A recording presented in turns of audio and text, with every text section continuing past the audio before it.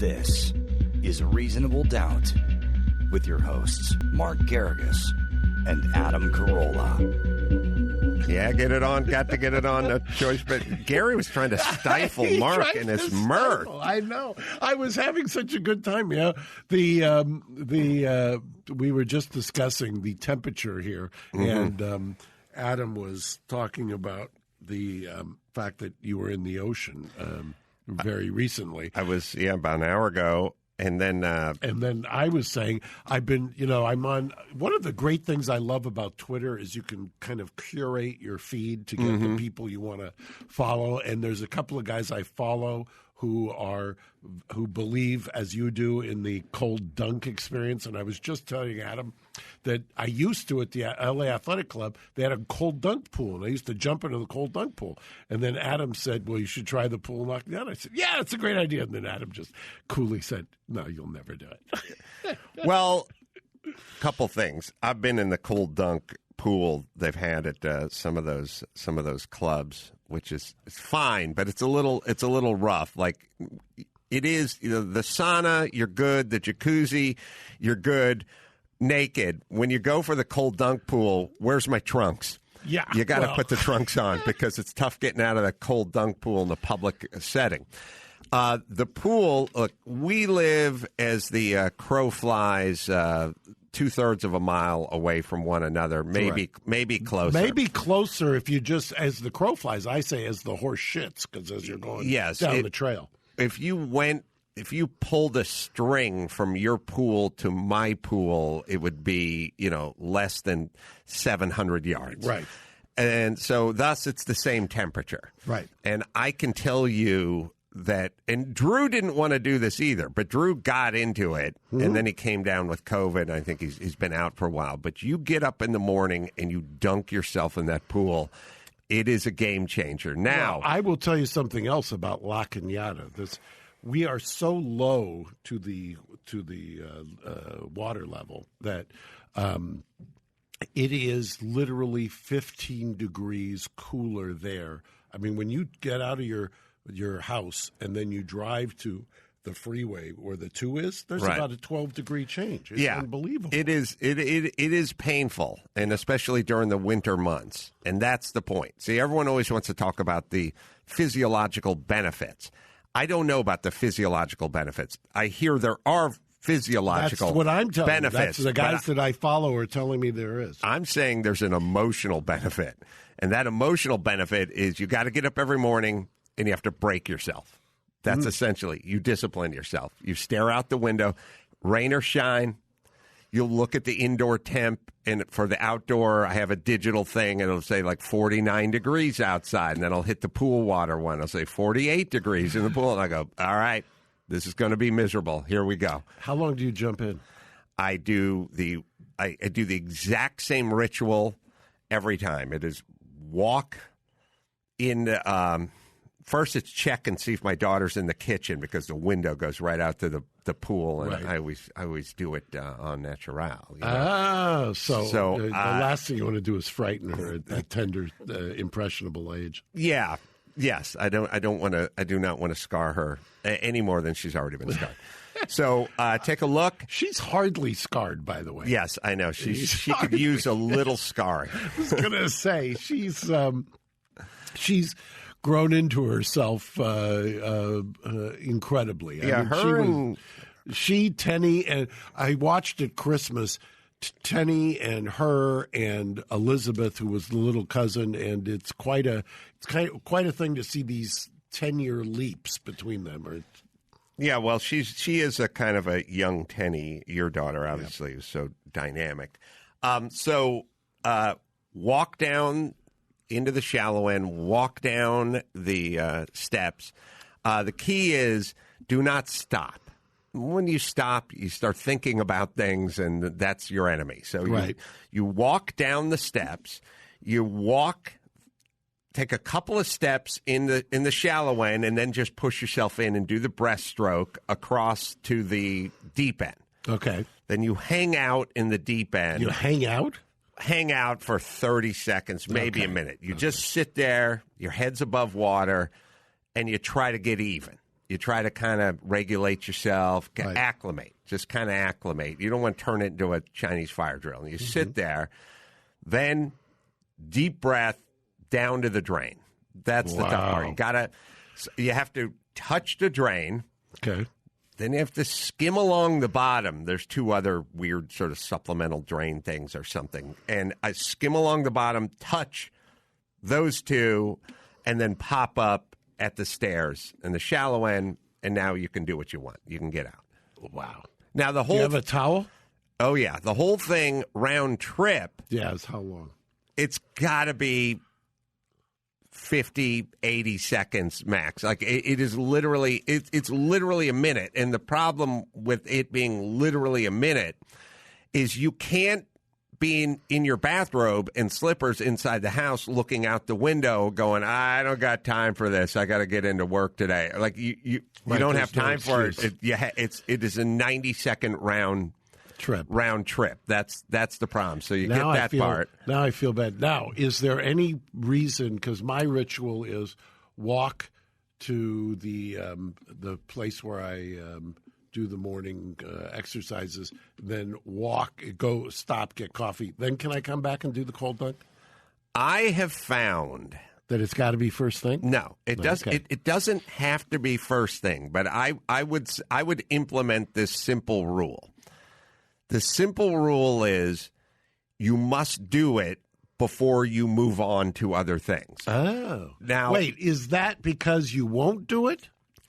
You know from your profession that the second you start walking down that trail or stopping at the coffee shop, you could get hit by a dump truck. Right. And then you would die, not have made yourself miserable or frozen yourself in your swimming pool.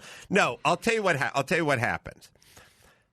I'll tell you the most miserable I'll ever be with that is 3-5 times a year, I got to catch a flight out of LAX at 7 a.m., which means I need to be on the road at 5:20, right. Which means I got to get up at 4:45, which means it's dark outside. Right. And it's never good for your rhythm. And I went to bed at midnight, and it's drizzling.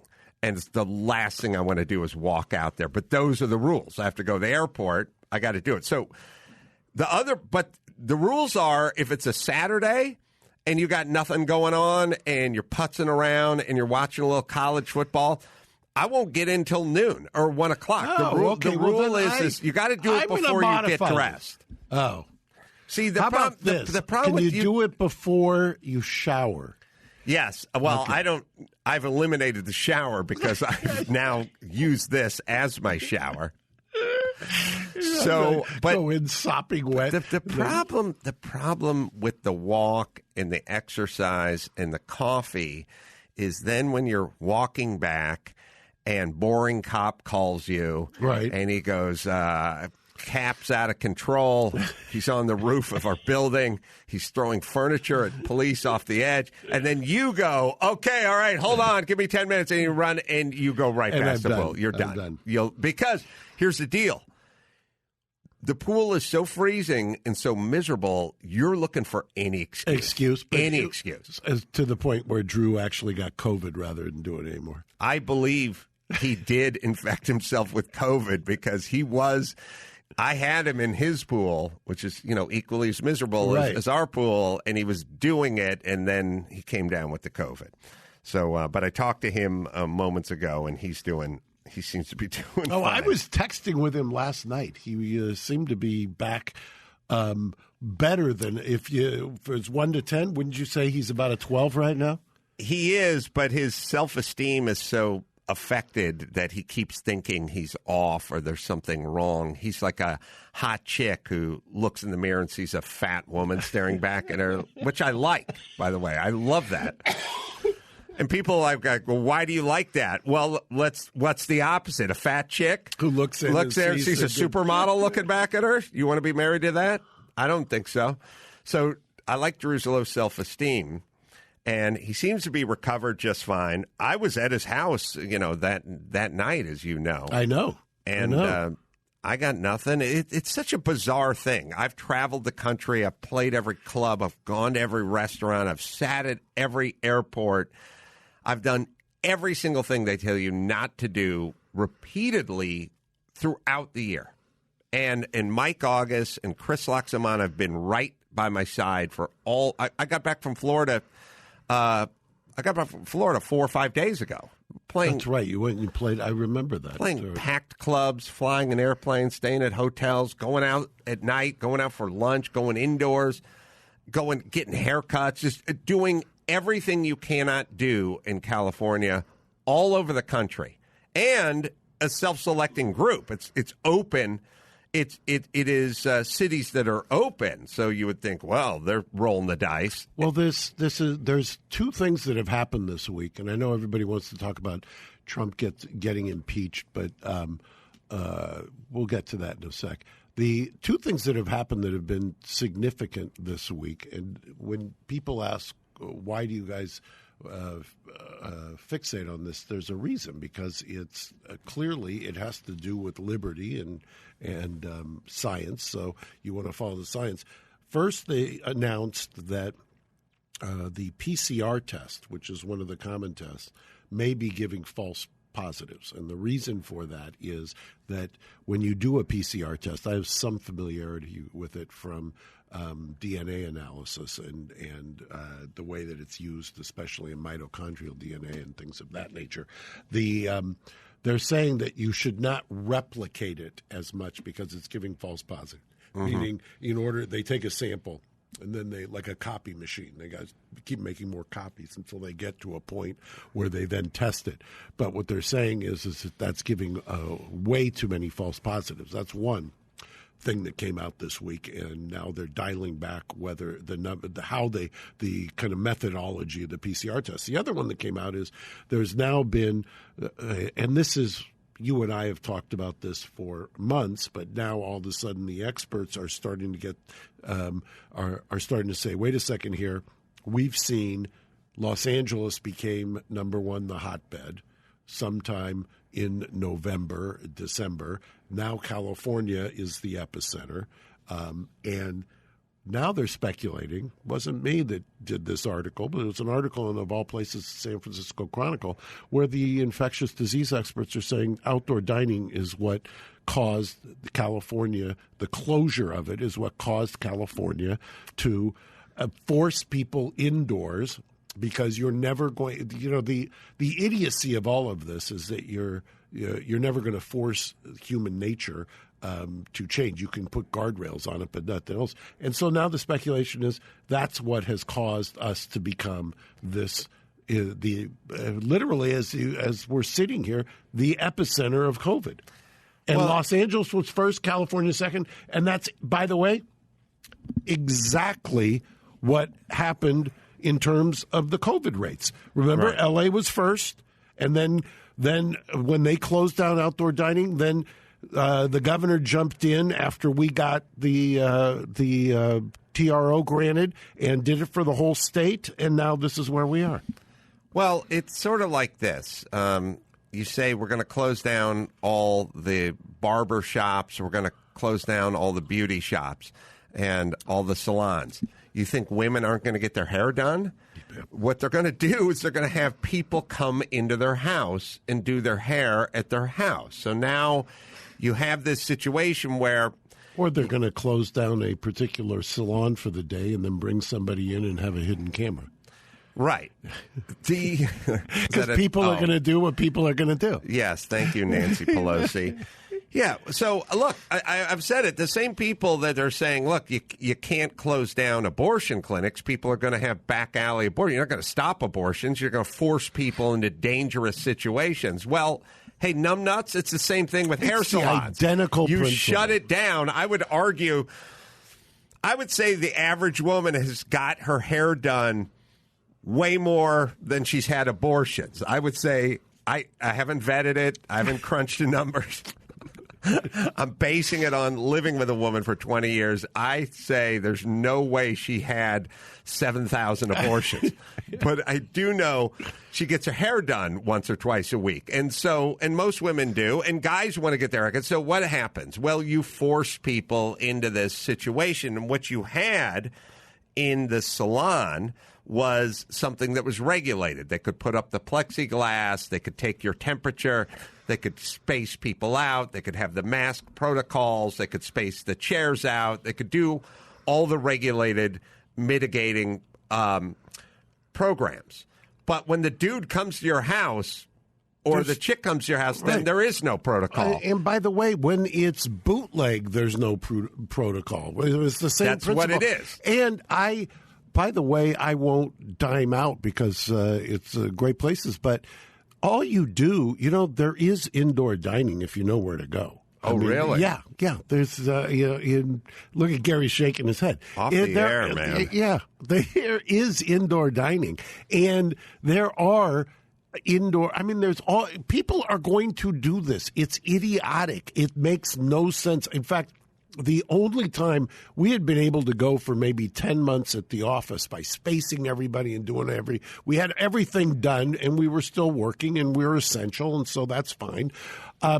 What ended up happening? They shut outdoor dining, and then next thing I know, one of the people at the office is at she says it was an Uno party, but I think it was just strip poker because they were so bored. And she gets it. She's out for a month, and somebody that she'd associated was out for a month, and there you go. And you say, well, why were you doing that? Well, you say, what are we going to do? We're not going to shut down, everything. It's just not going to happen.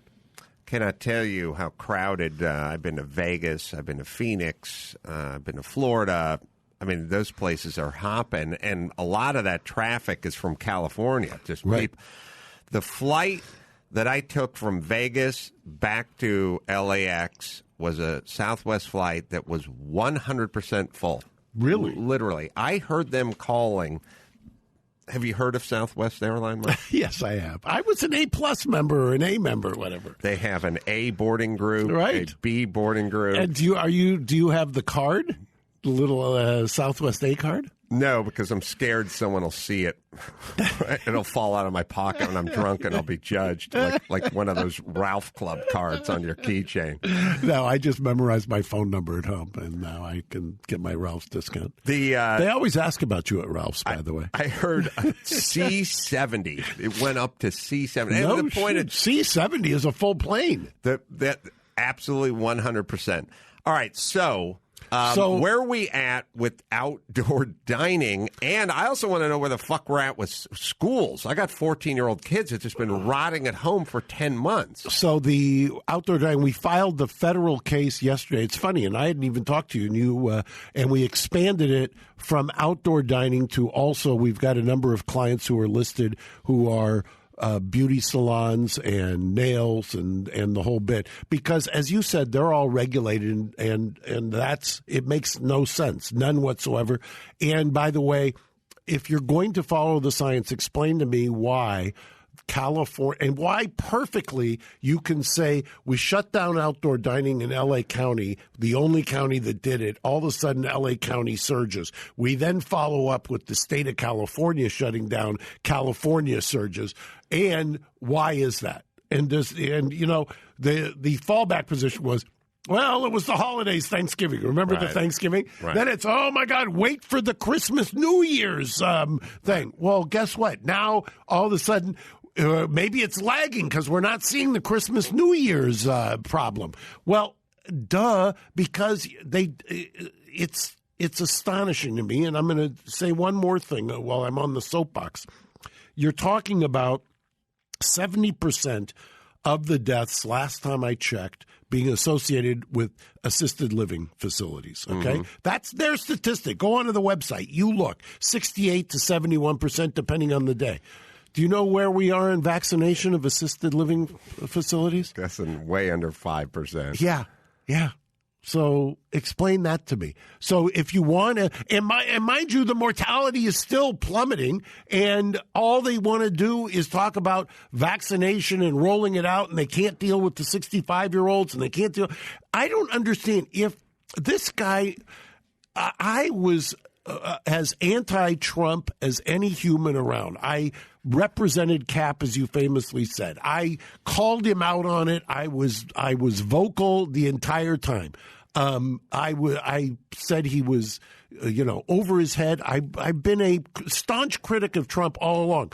But if you are a staunch critic of Trump, how do you get up in the morning and say that Gavin Newsom, at this point, if you're honest with yourself, how do you say, wow, he's done a really good job with the lockdowns. Wow, he's done a fantastic job on the vaccination rollout, right? He's done a spectacular job on schools, and boy, his leadership and his messaging has been right on point, hasn't it?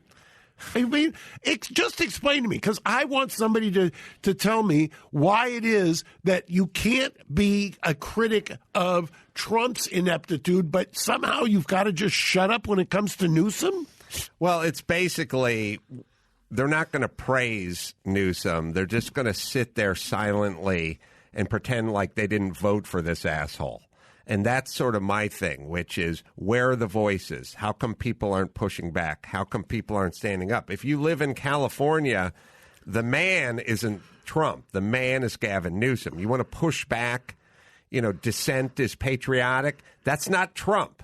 That never was Trump. If you're in California, it's Newsom. That is the guy. They're so busy calling Trump a tyrannical dictator, and he wants to be, Soviet-style takeover and all this stuff. Look no further than Newsom. Well, and that's why for those of you who tweet at me, this, that, or the other, remember, if I go back and see that you're anti-Newsom and pro-Trump, I've already kind of dismissed you. And if you are anti-Trump and pro-Newsom, it's the same thing. A pox on both your houses. Right. Because you can't sit here and tell me there's no question that the federal government screwed up, to the point where I think there's people who should be criminally liable. But at the same time, Dr. Ghali, who's the state head of HHS, he stated in an interview on December 8th when somebody asked him about outdoor dining. He said, no, we know there's no data on that. We're just trying to get people to stay indoors. Okay, so you try to get people to stay indoors. Do you know what the definition of involuntary manslaughter is? Doing a lawful act which in an unlawful manner. Go read 192 of the Penal Code and see if subsection B does not comport with a gross negligence. That is gross negligence. And now to say we're going to lock down harder, what's one of your most popular tweets of all time? We have to lock down harder and longer until we can bring our numbers down to cities that never locked down. Right. And that's and my favorite one, which someone Matt DeAndrea actually quoted to me the other night, which I forgot all about, but your favorite quote of mine is when someone's calling me a rich asshole, eating out, not caring about money, and little people living in a $7 million house, and I just said 7.3. Back to him. Get it right. Please get it right. That's Mark's favorite tweet. It is my favorite tweet. Well, you had a good one this week. One of my favorites is you talked about the pardon range from Steve Bannon to Lil Wayne. I mean, that's some range. Yeah, I would say we all land somewhere between that. All right, we have a guest, John Lewin. Oh, well, all right. We'll put it on the screen there, Gary. If that's the plan. You want to take a break first? Yeah. All right. Don't give me the sigh. It's hard to tell. It's hard to tell with Gary right now with that mask. There's kind of what was the character in Batman? Oh, that was the Bane. Joker. Was it Bane? No, Oh, Bane. Bane. Yeah, the Joker had a There's weird kind of a Bane quality to you today, yes. Gary. Oh, I think I picked up the physical dynamic. You read juries. I read engineering rooms. Gary is looking at intern Ryan and thinking he should have put Bright. Exactly what I saw. I saw that death stare. That's the only thing that I can see in there is his eyes. Is that a true statement, Gary? Very fair. Very fair. See? He's new. We're still coaching him up. All right. We'll take a quick break, and then we'll come back, and we'll talk to Deputy District Attorney for Major Crimes, John Lewin, right after this. All right, we're back. We're going to continue the shutdown talk because I want to know about schools being closed in California. It's driving me nuts. And we'll get to the Trump impeachment stuff and other legal conversations involving Trump as well. First, John Lewin, Deputy District Attorney, is on Zoom or on the line. Either way, here he is. Good to talk to you again, John. Good to be here. Thank you. Well, there you are. There he is. Hi, John. How are you? I'm good, Mark. It's been a long time. We had a prelim together probably 25 years ago. Was it? I have a vague recollection of it. You look the same now, though. I've aged and you haven't. How does that? You know what? When you're short and fat, the years tend to be behind you. So My father always used to say that every woman had to make a choice between her body and her face, and I never understood that. And then I realized that what he was saying is they either get a fat face and no wrinkles or a fat body. So my poor wife went 0 for 2. So. But you're going to be sleeping out on the beach. No, I meant me. I meant me, not her. Okay. Deal. So you want to talk about the William Bradford parole situation? Sure, Adam. It's gosh, it seems like I've been on this program talking about this before. It's like a bad version of Groundhog Day. So let me just say in advance, obviously I'm appearing today.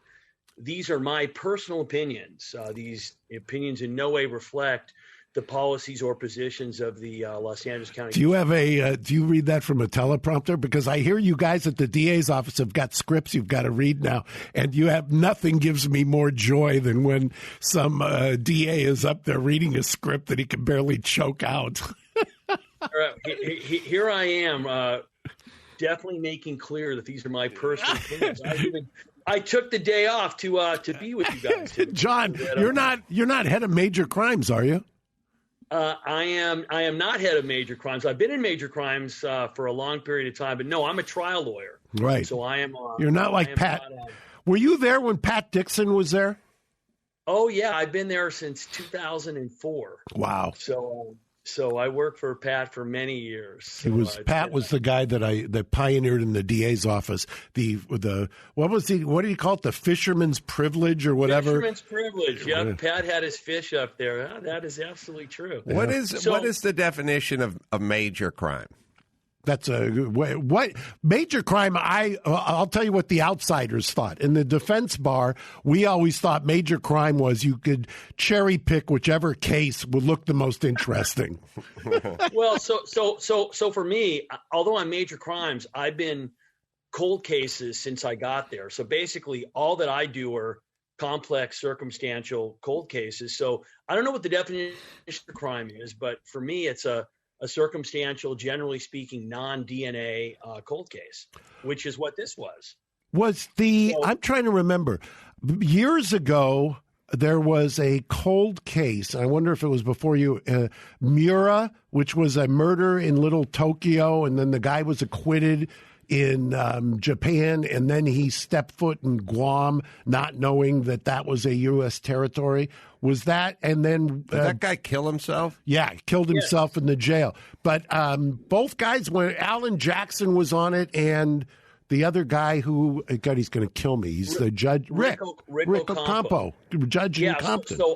So I was in the unit. I was actually in trial on another cold case. I actually started the work on that case, and then ended up being busy with I can't remember which case I was trying, but Alan and Rick. That was Rick Jackson was the RHC detective. Yeah, right. They ended up going out to Japan, and they got him back here.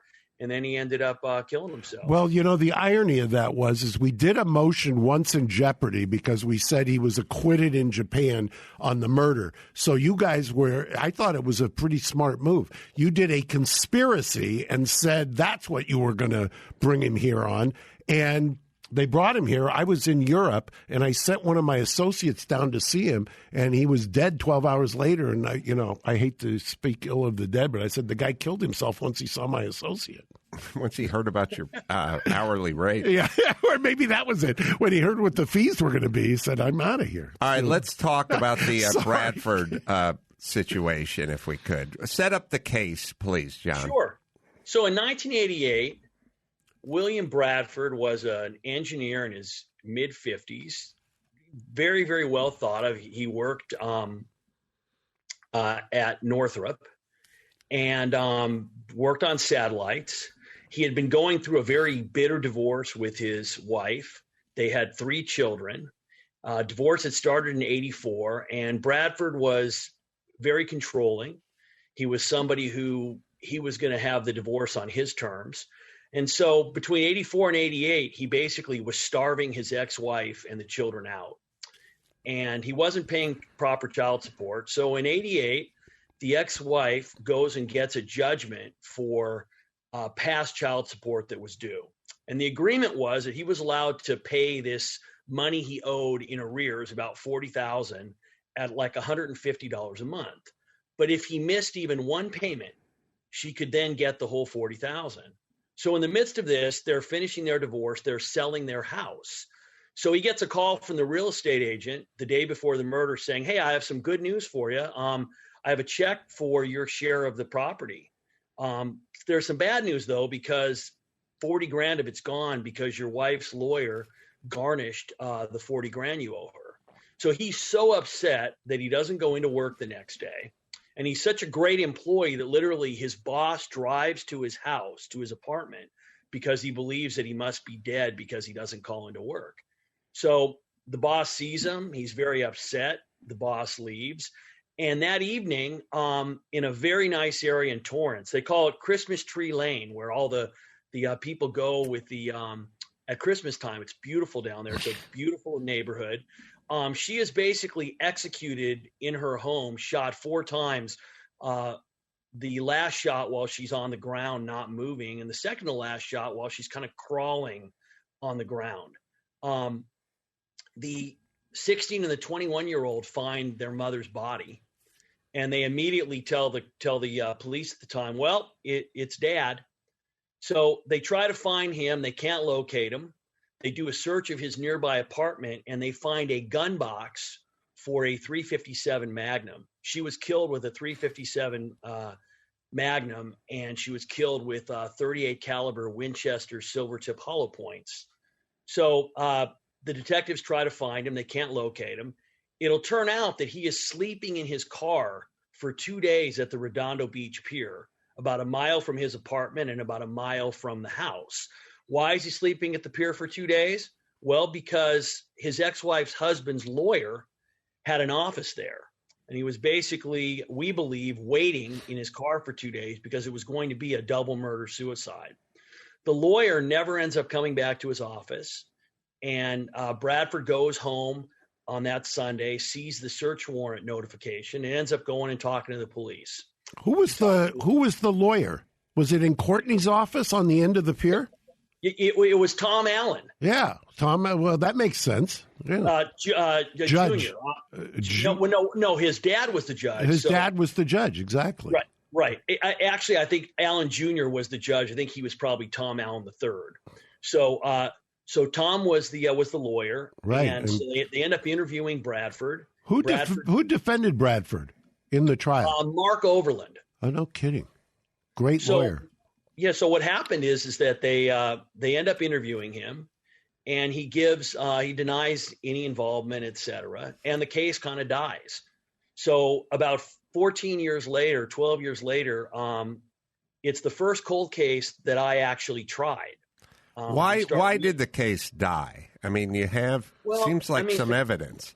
Well, the case died, Adam, because I think back then the way that circumstantial cases were looked at is much different. Totally, not even close, right? Yeah, not even close. To me, it was an incredibly compelling case, but it was very circumstantial. So we ended up reinvestigating it. We actually didn't get any new evidence, but when we really looked at what we had, we filed the case. Bradford made bail. What year did you file it? We filed it in 2001, I believe. And when was the homicide? 88. 88. Okay. And we tried it in 2002. Who'd you try it in front of? We tried it in front of it was either Mark Arnold or Jim Eidman. I can't remember which, one of the two. Jim Eidman is one of my favorites. In fact, in Mistrial, my book, one of the chapters I quote him, where Jim Eidman, I tried my first jury trial in front of him in the 80s in CCB, and he was, he would not tolerate any nonsense whatsoever. And he said he then got from Superior Court was named as a federal district court judge and then retired, which is almost unheard of. They usually take senior status. And when somebody asked him and he went back to Superior Court, they said, why? And he said, because being a assistant United States attorney means never saying I'm sorry. And I've never forgotten that. He had 4 pensions because he retired as a colonel. Right. In the Army. He had a Superior Court judge, colonel pension, federal judge, and state court judge. So anyway, I tried the case, and he was convicted. He was very surprised that he was convicted. His lawyer felt that we didn't have much of a case. And the next thing I know, while he's in custody, waiting to be sent away, he's now almost 70 years old. I get called by the Department of Corrections, and they end up telling me that basically Bradford's cellmate has come forward, and he is making arrangements to have me and my family murdered. So at the time, I didn't think that it was necessarily credible, but I heard what the guy had to say. He wasn't asking for anything, and we ended up polygraphing him. He was polygraphed, and 2 of the 3 tests were a clean pass. 1 was inconclusive, and it was pretty chilling. Let me just stop for a quick second for the lay people. So if you have a cellmate who's talking about something nefarious that his cellmate is potentially up to, if there's let me off 6 months early and I've got some good information for you, then it's like he wants something. Correct. So there's a motivating factor. That's the snitch way of right. But saying he didn't want anything, he was just had information, suggests that the information, there's a higher likelihood that information is accurate when they're not asking for anything, I would say. 100%. And then when he was very agreeable to take a polygraph exam, and what he ended up saying is Bradford had admitted to killing his wife. And this is what's very interesting about Bradford. He told a cellmate he killed his wife, and eventually at the parole hearing, he ended up admitting that he killed his wife. But yet he's got a lot of anger and hostility towards me because he believes that I, quote, stuck my nose where it didn't belong, and that he was convicted on evidence that he didn't believe was very compelling. Now, is it reopening the case? I mean, obviously he's quit, or the case doesn't go through. He thinks he's free and clear for 14 years. Exactly. And then you reopen the case. So obviously that's his ire against you.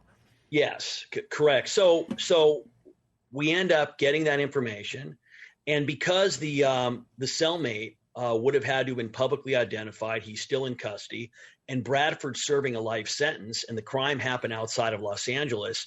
The Department of Corrections never pursued any charges in the matter. And because Bradford's serving life, the idea with the brutal homicide that he's committed and that he's now making arrangements to kill me and my family, it was pretty chilling. What he had said was he thought he was about to get out on a new trial motion, that he was going to do some things he always wanted to do. And then he had a to-do list. I was at the top of the list. He was going to shotgun blow my family's heads off in front of me so I could watch, and then he was going to kill me. So had he already done a parole hearing when he supposedly confessed?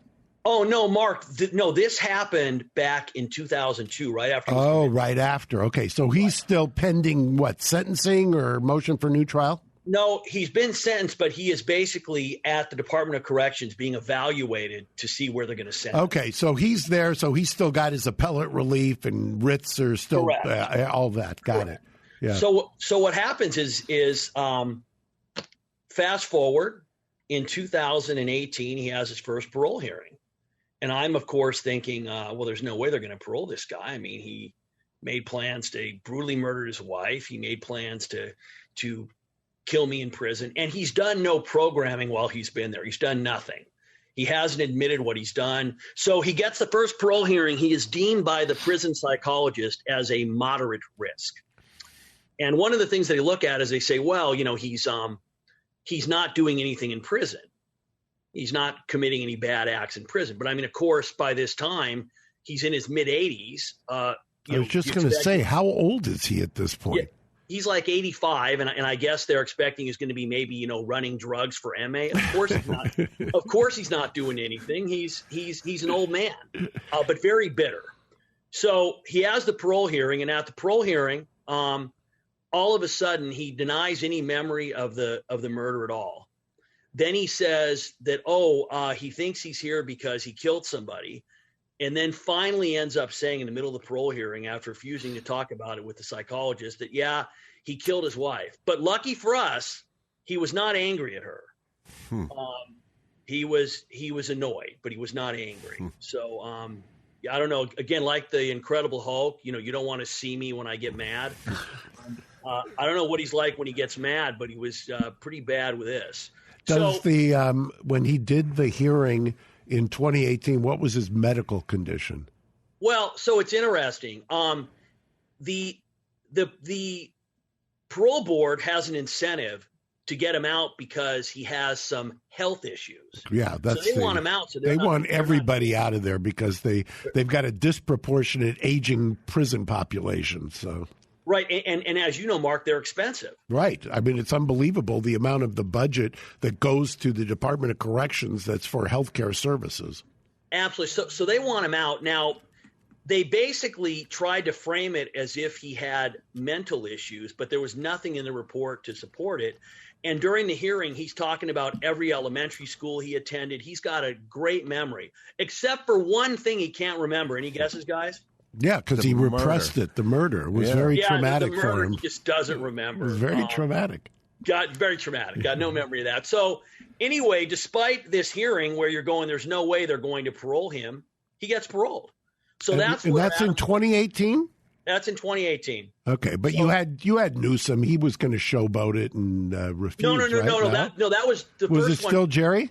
It was Jerry Brown on the first one. Okay. And did Jerry immediately, for those who don't know, even if your parole hearing, and it's generally 2 or 3 people, even if they say we grant you parole, the governor is a backstop and has up to 120 days to reverse that decision. Then you can go to the Court of Appeal. Right. So what happened was Governor Brown ended up, I did a lot of interviews. And Adam, I got to tell you, all the stuff that I did, the thing that people heard the most was your podcast. Oh, really? Well, thank you. Do you want to know something, John? I had a guy, I got him paroled. Brown reversed it. And I went on here and was lambasting Brown as an addled old man because he had promised me he wasn't going to do it. And I won't even say who it is because the guy's got a high governmental position now, called a friend of mine and said to stop having Mark talk on Adam's show. And so apparently Brown is an avid listener of Adam's show. Clearly, I have heard that the show was listened to up there, and it made a difference. So, in any event, I'm flattered. But hold on, if Gavin Newsom is listening right now, I would like him to just lock himself in the car and never come out. Please, hey, John. So wait, what did you do? Did you talk to who was his then legal liaison person? Is that who you spoke to? Well, I wrote letters. My boss at the time, Jackie Lacey, wrote letters. It was high mobilization. I went on did all kinds of media. And eventually the governor issues a decision, but it's a very interesting decision. He never mentions the threats against me at all. So it was very clear that the fix was in, that they were going to delay it, and that the next year they were going to let him out. So unfortunately, the next year we have a second parole hearing. That parole hearing ends up taking place. Again, there's very little to argue that in any way Bradford has done anything differently. He still represents the same danger. But again, he's labeled a moderate risk. They have the parole hearing in June of 2019. It's only 18 months later. And again, the parole board says he's getting out, and I do everything all over again. And this time, I don't go on your show, Adam. This time I tried. Really? I called you up, but you guys, you didn't have time for me. Well, Mike says Mike likes to let a little. He likes to let the guests breathe. You know, when I used to go on Letterman, my first appearance on Letterman was like 19 '99, and my second appearance was like 2007 or something like that. So, that's the way it works in Hollywood. Well, I'm guessing probably, little did I know this would be a yearly thing for me, that, the parole hearings are every year. So you guys, I can't expect you to have every recurring guest. Well, let's jump to the present. So where are we now? So we had a hearing January 6th. Because of the policy of my office, I had to take the day off. We are not allowed to appear at the hearings. We are not allowed to oppose the hearings. So on my own time, as a representative of the victim's family, they designated me. I participated in this hearing, took a day off from work. Where is he housed? Huh? Where's he housed? He's housed. That's a good question, Mark. He's housed at, I can't remember the facility, because, again, it's all Zoom. Okay, because I was going to tell you, if it was, I've done them at San Quentin. It's beautiful as you're going in. It's the most, Adam and I often talk best about real estate best in the real world. estate in the world. But you do a parole hearing in a facility inside of there that you don't ever want to go inside. Yeah, I've done him at the prison before. This was Zoom, and he's at a medical, in essence, right, because of his age. So. The parole board goes through how, in essence, everything that the governor wanted him to do, he hasn't done. He continues to deny any knowledge of why he did it, says that, he wasn't angry at her. When he asked if he has any regret, instead of saying, oh, yeah, I feel terrible, he says, well, I regret it because my children thought a lot of her. So not exactly overwhelming in his feelings about regret for killing his wife. Now, for whatever reason, the psychologist has now designated him a low risk from a moderate risk now. So again, pretty clear the fix is in, and they're going to let him out. And that's what they've done. So we do the whole hearing, and at the end of it, the parole board announces that they're going to grant him parole. Even though, and this was a quote, Bradford said, I don't know what I did, and it was spur of the moment. I didn't plan it. Even the parole board says this is pre-planned, showing callous disregard, motivated by anger. And they said that he had done limited and minimal programming even before he got old. So pretty much all the factors that you would think would keep him in. So basically, Adam, Mark, here's where we are right now. So in essence, what the parole board has decided to do is they've decided to play Russian roulette with my family. So they're going to go, you know what? He's an old guy. He probably won't do anything, so we'll just let him out.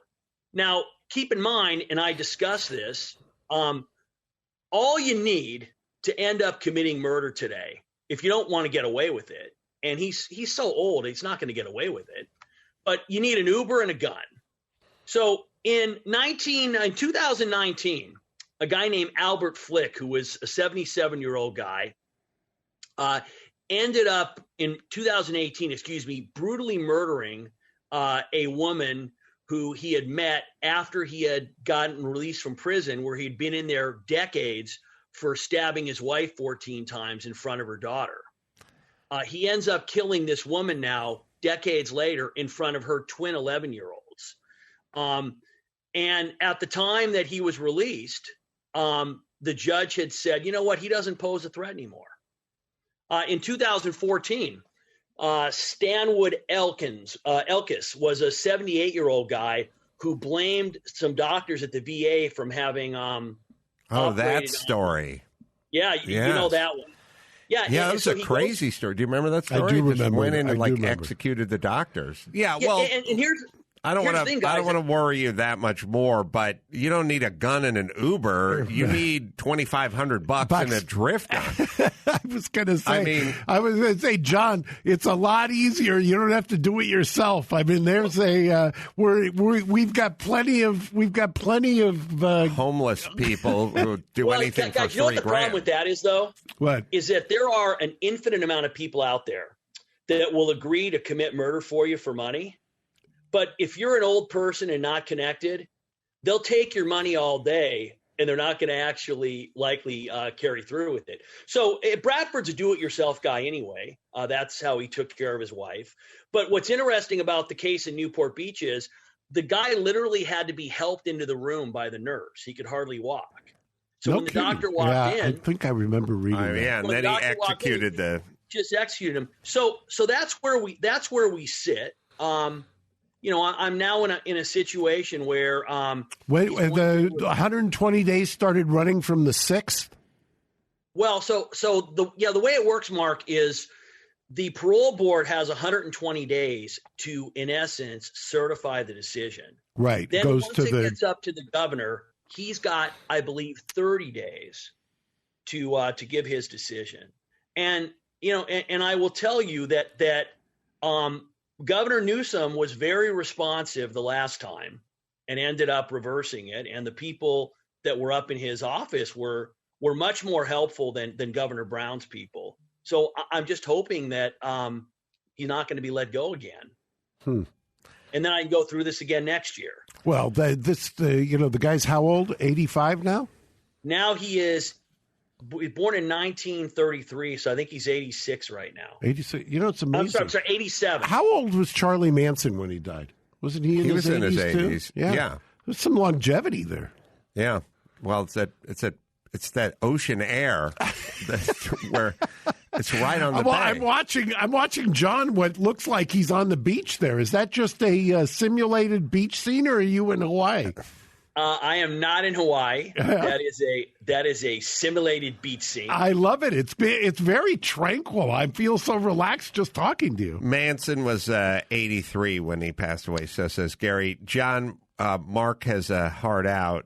So all we can do is wish you well and get your story out there. And who should people?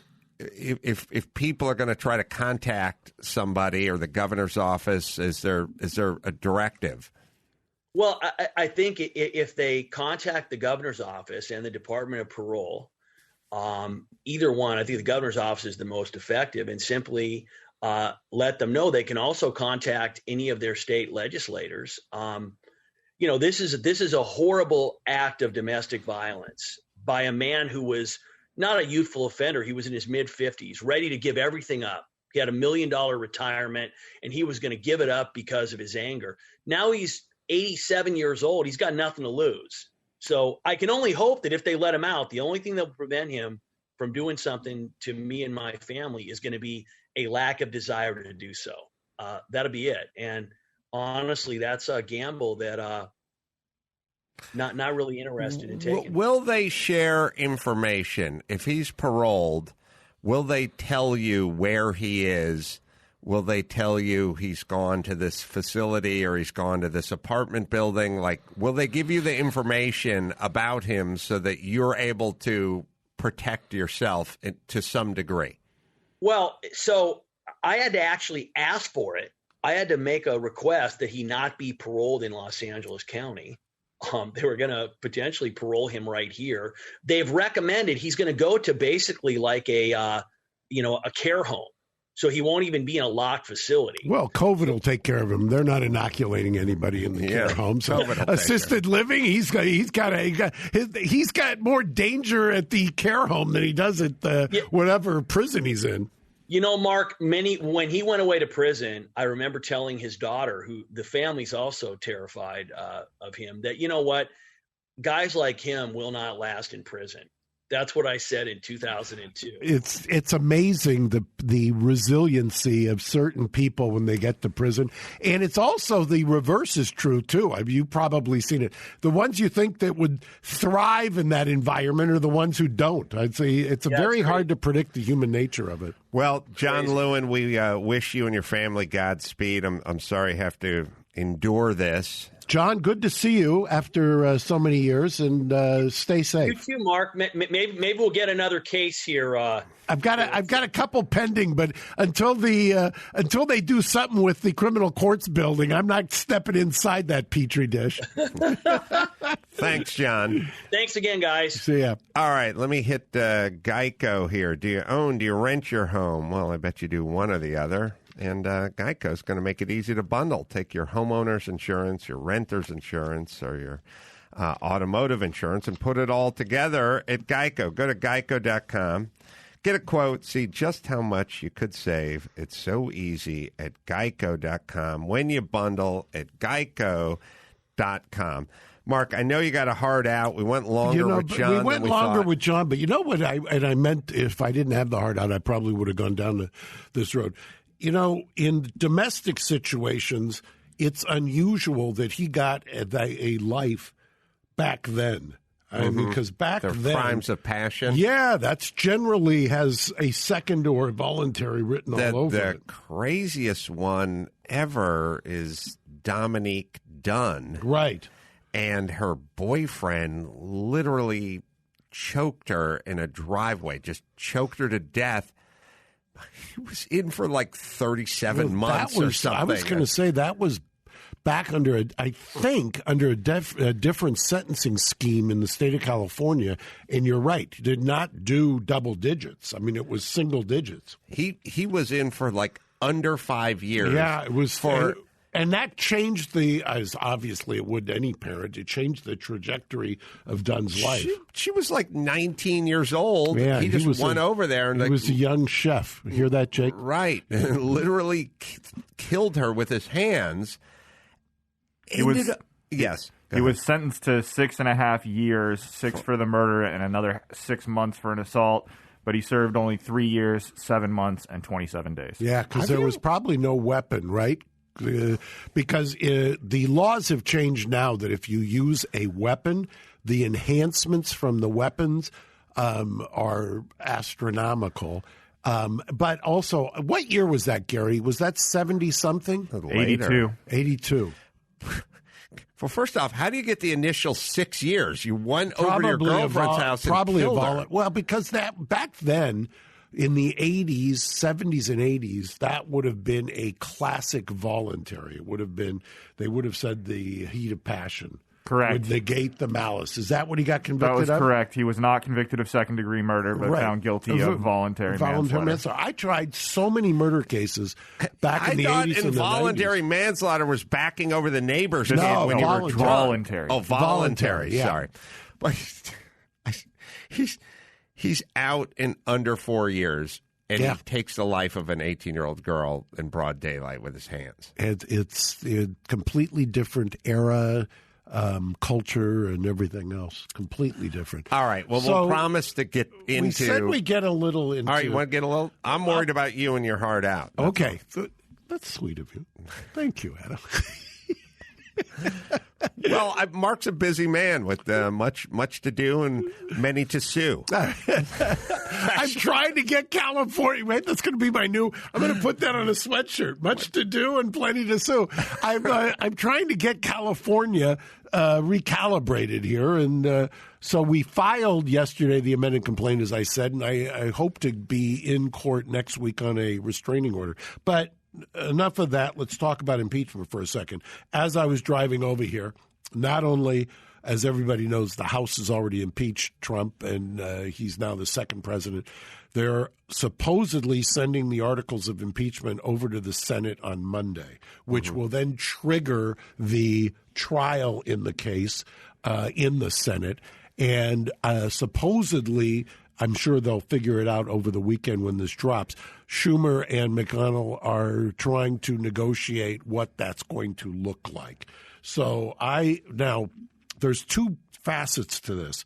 In order to convict, they've got to have 16 or 17, depending on how you calculate it, probably 17 Republicans vote to convict. If they convict, then they can go to a second phase to, by majority vote that he can never serve office again. What's your prediction? Oh, as far as the Republicans go? Yeah, you think they get 17? Back of the hand, I think they could get more, although, Liz Cheney in the House is getting excoriated for her public statements so far. It kind of depends. So there's two schools of thought when it comes to Republicans. I think everyone is fear-based, and that's the first school of thought. Right. Let's get as much daylight between this guy with the lowest approval ratings ever on his way out and me as a politician. We're already in the same party. That's bad enough. but let's get some real distance between this guy. And by the way, you're absolutely right, because this is to some degree political theater, as Alan Dershowitz said. So you have to you cannot analyze this, by the way, as anybody. I mean, we could talk about the issues. Can you try somebody who's out of office? Blah, blah, blah, blah, blah. This is all politics. This is all window dressing. There's no justice going to be brought this way or that way. No. So that would be, for those who don't understand what we're saying, you want justice, that's a criminal proceeding or a civil proceeding. It's not going to happen in the Senate. So there's one school of thought, which is if you're a Republican, you want to get as much distance as you can and be on record as saying I voted against this guy. On the other hand, he got 74 million votes. So you are jeopardizing yourself because those people aren't going away. And when they find out you're Benedict Arnold and voted against or to impeach the guy who they voted for, then maybe that's some jeopardy. I think the jeopardy, I think, is what they've already talked about. And the reason I brought up Liz Cheney, even though she's in the House, not in the Senate, her blowback is they're going to primary her. I mean, that's the, and so if it's amazing. You could always predict, with the exception of Mitt Romney and to some degree Lisa Murkowski in Alaska, who was going to say something in real time, depending on whether they were running for re-election soon or not, and whether or not they were like Romney in Utah, which is famously not pro-Trump. Right.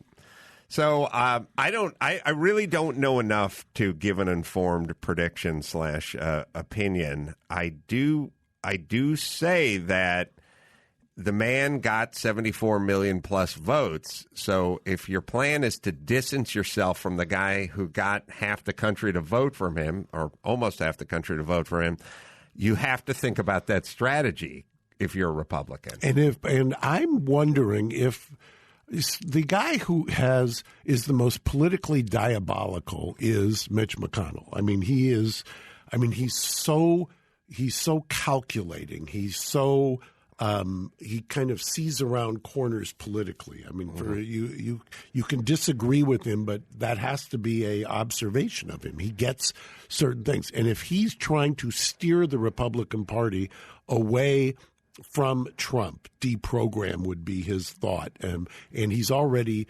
come out and made a couple of pronouncements that have provoked the ire of people who are Trump supporters. I think it's going to come down to whether he wants to engineer it or not, because I think he could engineer it. All right. Well, we'll keep you guys posted on this, and the next show also the school closures, which is something we never even got to the school closures, and I wanted to too, because there's been enormous pushback on his. He had the largesse of that, way too much of they underestimated what the budget was going to come in at. And we're talking about Newsom. Yeah. Well, it's the outdoor dining thing is exactly like school closures. There is no data to suggest that schools should be closed, and then there's data that is causing more harm than good. I was texting with Drew. Drew's told you, right?